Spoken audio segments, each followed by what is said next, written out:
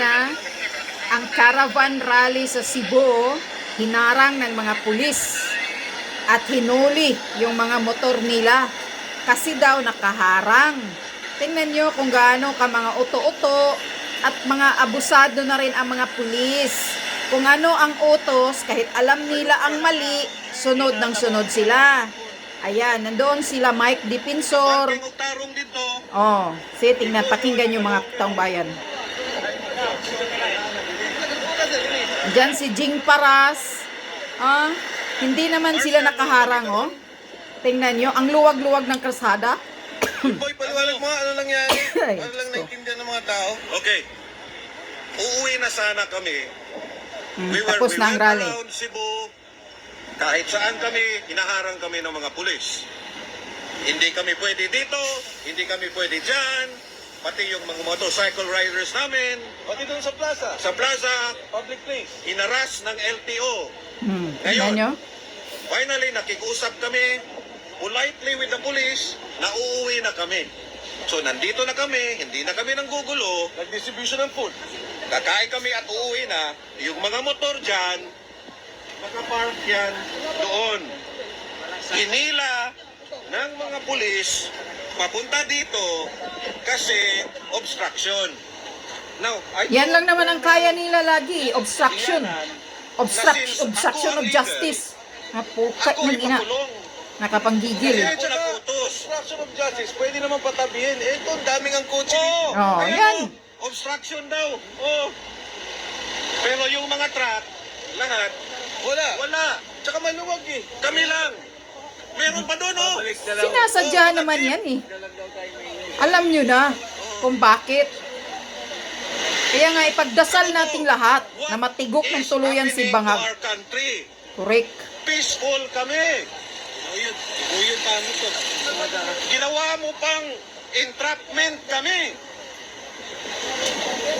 What the hell is going on? Mga taga Cebu, musugot mo ani. Correct. Daog maayo sa atong kaugalingong yuta. Ketungod atong presidente. Why ayo? Presidenteng adik, Bangag, Mga taga Cebu, magnanakaw. daog-daogon na ta pirmi. Correct. Nga nagtinarong ta. O protesta sa atong katungod.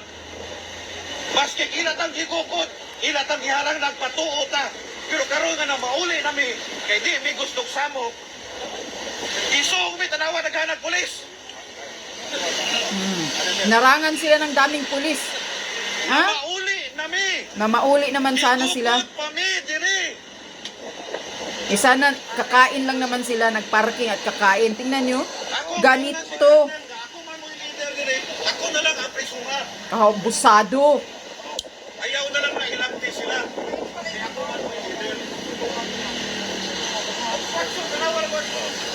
Saan obstruction dyan? Ang luwag-luwag ng kalsada. Oo nga eh. Apuki ng ina ninyo. Dinala nila dito. May utos yan. Inutosan yan sigurado ng mga abusadong taga nasa ano. Ang hula ko dyan, utos yan ni Rimulya. Mga walang kwintang gobyerno, mga kapal na mukha. Ang akala nila, may-ari, sila na ang nagmamay-ari ng Pilipinas. Tayo, wala na tayong karapatan. Si Jun Abines ang aresto eh. Jun Jiminis, aarestuhin na naman. Tapos na yung naging peaceful caravan. So tingnan mo natin kung ano mangyayari. Si Jun na naman, gustong aarestuhin. Tingnan nyo. Huwag kang sumama, Jun. Dahil walang kwenta yung kanilang ano eh. Sinasabi-sabi, object. Wala ilain explanation. Because, Nay, dagdag ka parking kanina. This is pure and simple harassment. correct. Panghaharas sa karapatan natin. Huwag kang sumama, Jun. Obstruction. Huwag kang sumama. Ba't mo susundin yung mga utos niya? Mali.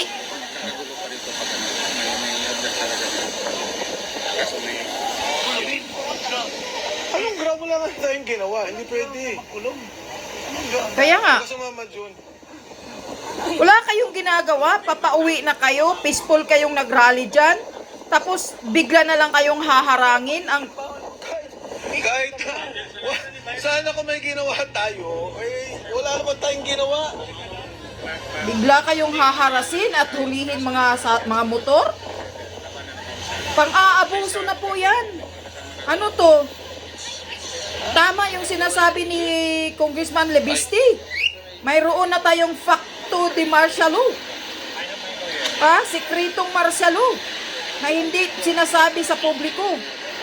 Kasi makikita mo sa mga aksyon nila na tayo tinatanggalan ng karapatan. Tinatanggalan tayo ng karapatan nating magsasalita ng katotohanan sa mga ginagawa nila. Yan ba ang demokrasyang gobyerno? Sige nga, kayong mga tanga, mga puka ng ina inyo, ito ba ang demokrasyang gobyerno? Tanggalan tayo lahat ng karapatan?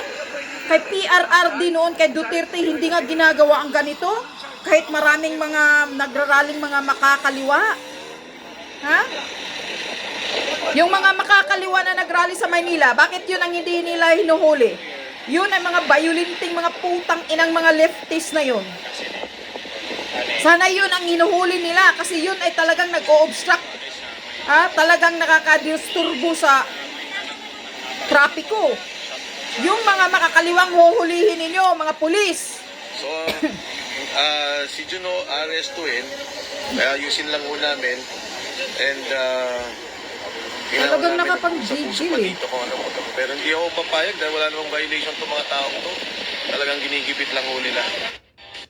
Ano pa masasabi natin? Talagang ginigipit nila. Gusto nila kontrolin nila tayong lahat. Yun ang gobyernong martial law.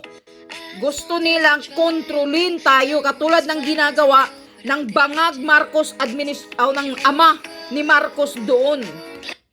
Lahat kinokontrol. Yun. May lawyer ba sila sa station? Yung ama ni Marcos na nabubulo, na si Ferdinand Marcos na Guinness Record magnanakaw sa Pilipinas, yun, ganito ang sinusunod na naman ni Bangag. Pero hindi ako maniniwalang utos ni Bangag to. Hindi ako maniniwalang utos ni Marcos ito ngayon. Ito may ano lang ito, kaipalan lang ito ng LGU. Baka ano to ng mga Rimulya. Di natin alam, baka sila ang nag-utos. Kasi si Bangag ngayon, malapit nang mamatay, malapit nang matigok. Kaya nga, Marcos Jr., huwag ka nang huminga. Tuluyan ka nang matigok sana, pagdasal namin yan. Ayusin lang ho namin ito sa pag-aresto kay Jun. So, update ako ulit mamaya. Thank you. Kasi naniniwala kami sa pinaglalaban namin lahat. Ang corruption sa government namin, yung nangyayaring pagharang sa impeachment. So, dito yung mga kasama natin, Kong Jing Baras, also here from Manila. And, ang gusto lang namin is to pass by and to express our grievances. Hindi kami pinapayagan. Correct. Ma'am, pwede mag-u-turn lang tayo. Nangyari po ito. Bitbitan pa kayo dyan, dagdagalhan pa kayo dyan ng maraming pulis ngayon. Tingnan natin. Akira man ni sir. It's our right. Kawawa kayo mga pulis, mga uto-uto din kayo. Wala kayong mga yagbols, ayaw niyong tumayo sa matama. Utos-utusan lang kayo ng mali, pero sumusunod din kayo.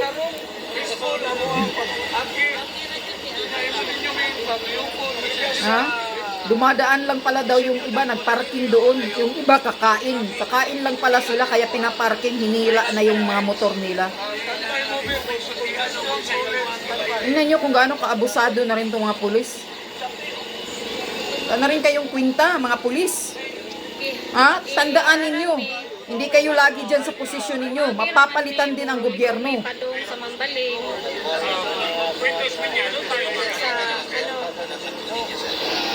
Tandaan nyo mga pulis, huwag kayong uto-uto na sumusunod sa maling utos. Kakain lang yan sila. Nakaparking doon, tapos na nga yung rally nila tapos ginugulo nyo pa. Kahit hinaharang nyo lagi yung gusto nilang mag-rally. Bakit yung mga makakaliwa ang ayaw nyong uhulihin ng mga bayulinte, ng gugulo sa kalsada? Sana yung mga makakaliwa. Sobra na kayo eh. Wala na talaga, martial law na talaga itong Pilipinas. Eh wala na tayong maaasahan. Gusto nila lahat patatahimikin. Parang gusto nila ang gobyerno, kung anong ginagawa nila, sila na lang ang masusunod. Parang pagmamay-ari na nila ang Pilipinas. Yun ang gusto nila. Scout tayo na okay naman, wala namang harang kaya duman tayo. Nakapanggigil kayo eh. Sobrang pang-aabuso ninyo eh.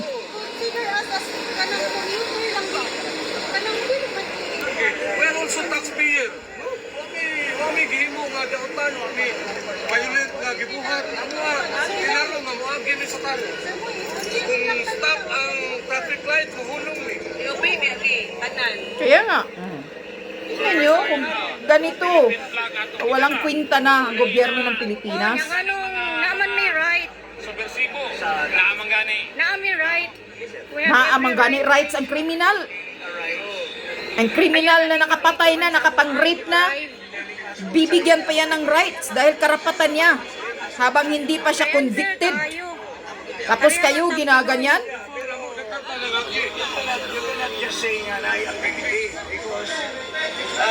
Everybody has the right as long as peaceful lang. Yes. Muagi rami. Release ninyo yung mga motor nila. Wala silang ginagawang violente dyan. Nakaparking lang yung mga motor nila. Hinila ninyo, kakapal ng mukha ninyo, mga pulis. Wala man ni. Muagi raman ni. Ito, nakakibit kami. Ang uban pala dadaan lang. Isahan mi kaunom. Siya kami, isa mi. Lisensya. Grabe ang mga inspection ganina, sir. Tanan, LTO, tanan na, tanan.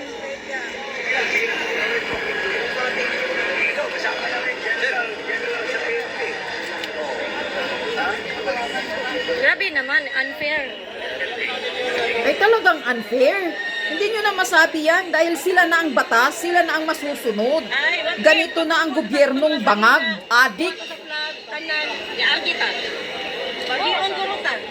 Sana nga, tuluyan ka ng matigok, Marcos Jr. Kasi ang pamumuno mong ito sa Pilipinas, ikaw ang nagbibigay ng gulo sa lahat. Salute kayong gobyerno. Kaya ikaw, Sara Duterte, mag-iingat ka.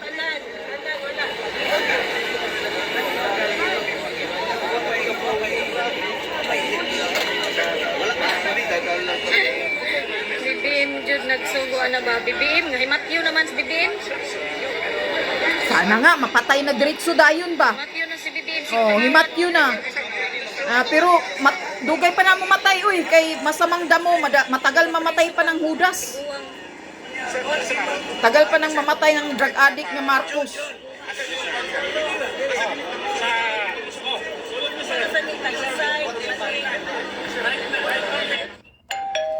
Kaya wag kayong maniniwala dyan. Utos yan, hindi si Marcos yan. Kasi si Marcos walang bayag. Ang bayag ni Marcos nakasiksik sa puwit. Andoon kay tinanggal na yung bayag ni Marcos. Andoon kay Mr. T. Tinurjak na. Hanggang iwarak yung puwit niya. Dito sa corruption sa ating gobyerno.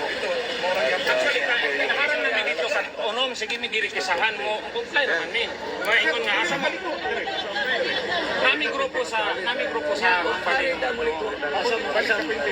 Mambaling. Mambaling man among grupo. Sir, good lang yan, men.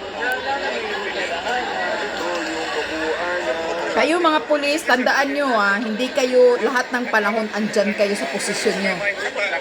Mapapalitan din itong bangag, abusadong gobyerno. Tandaan nyo yan. Kaya wag kayong susunod sa utos na mali.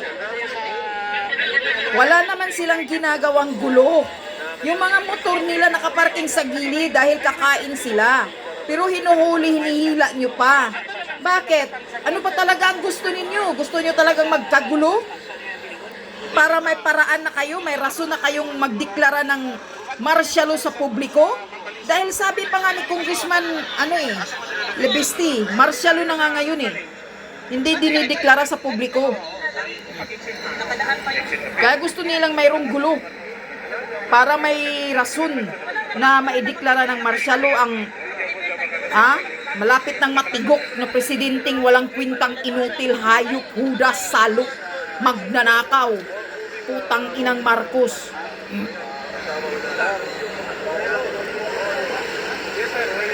Huwag kayong aalis dyan. Kunin nyo balik yung mga motor na hinihila nila. Check na datanan ang mga motor o sakyanan. Oh, ito pa, yung lahat ng harassment mo. Oo. Harassment na yan, na ano. Dili i-check nila tanan ko no karon, i-check nila. I-check ninyo. LTO. We've been checked many times na. Ano may i-check tungod ko no nakaharang ta, na standby ta. Wala Na man. standby ta Stop tungod na ta. man nila, gipastop ta nila. Oh, wow. Naka-standby pala sila dahil dinarang. O di syempre, ayan Wow na wow, dumating ang mga utu-utong pulis. Gusto ninyo, dakpunin nyo na eh.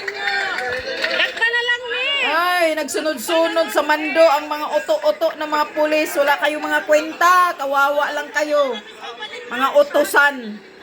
Ayan hinarangan na ulit sila ng mga pulis. Ganito ang gobyernong abusado.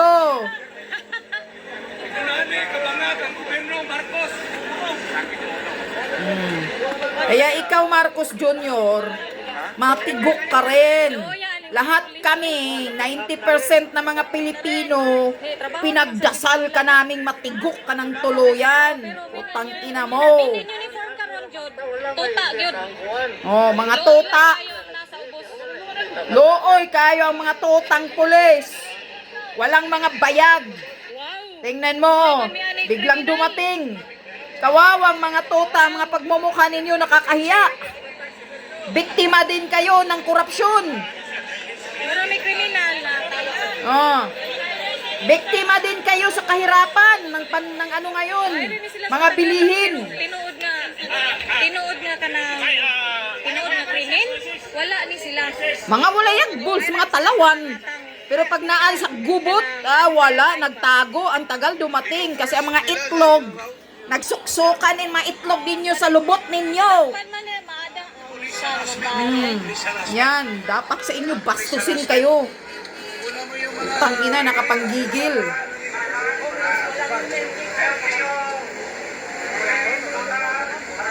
Wow, fully kuan ha? Full girl ang mga uto-uto na mga pulis. Tandaan nyo yung mga pagmumukha niyan, i-video nyo. Para kasuhan ninyo. Para maano sila. Kuan man sila, fully kuan kaloy sa dami nila. Matagam mo. Pagkasuhan mo, taga mo. Kayo din ang matatanggalan ng pagkain sa lamisa ng pamilya ninyo. Sa kang tatay digong pa ba, no? Kamo no, pinangga kaayo mo. Correct, kapal na mukha. Unsay nahitabo karon? No? Si Ayaw tumingin, nakayuko. Chief of Staff. Pahiya ba kayo? Nahihiya ba kayo? Huwag kayong yumuko, mga pulis. Pakita nyo yung kapangitan ninyo at katabaan ninyo, kababuyan ninyo. Eh mga uto-uto kayo, kahit alam ninyong mali. Sunod-sunod. Nayawa. Darating din ang panahon sa inyo. Hindi rin kayo magtatagal. Pag mapapalitan ng ang gobyerno ni Bangag.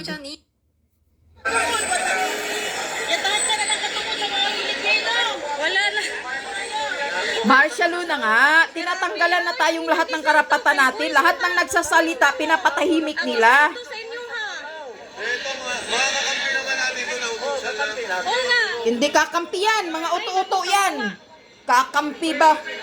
Kaya kung kakampi pa yan, tumayo na yan sa karapatan din na tama. Rally yun. Takot kayo mawala ng trabaho? Chi!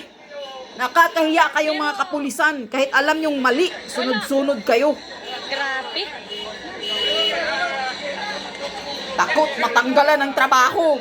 Dahil tamad siguro, walang mapupuntahan para makahanap ng pagkain, kundi pulis lang. Mahadlokan sila makakita ang mga delegates. Oy,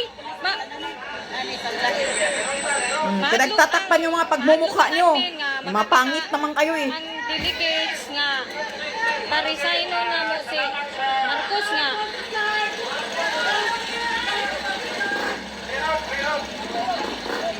Kapal ng mga mukha, nakapanggigil talaga itong gobyerno ngayon. Kaya ikaw, Marcos Jr., sa sakit mo ngayon, sana matuluyan ka ng magurgor. Matuluyan ka ng matigok. Kasi ikaw ang panggulo sa Pilipinas. Lahat binagsak mo, ginago mo, binaboy mo ang Pilipinas sa pagkawalang kwenta mong presidente. Utang ina ka, sana matigok ka. Wala ka na, Mek. Bye. Pero at least dili na po. Utang ina kayo. Pakamatay kayong lahat.